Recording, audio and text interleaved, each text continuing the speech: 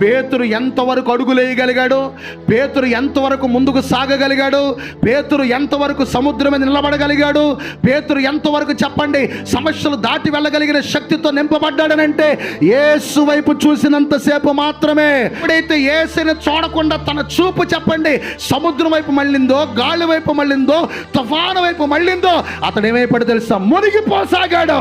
నీ జీవితం కూడా అంతే, నీ ఆత్మీయ స్థితి కూడా అంతే, నీ బ్రతుకు విధానాలు కూడా అంతే. నీ క్షేమము, నీ ఆశీర్వాదము, నీ సమృద్ధి, నీ సంతోషము, నీ సమాధానము, నీ ఆనందము చెప్పండి పేతురు వలె ప్రభు వైపు చూసినంతసేపే అతడు ఏం చేశాడో తెలుసా? ఎప్పుడైతే నడిపించుచున్న దేవుని చూడడం మానేశాడో, ఎప్పుడైతే ఆ సముద్రాన్ని గాలిని చూశాడో అతను మునిగిపోసాగాడు.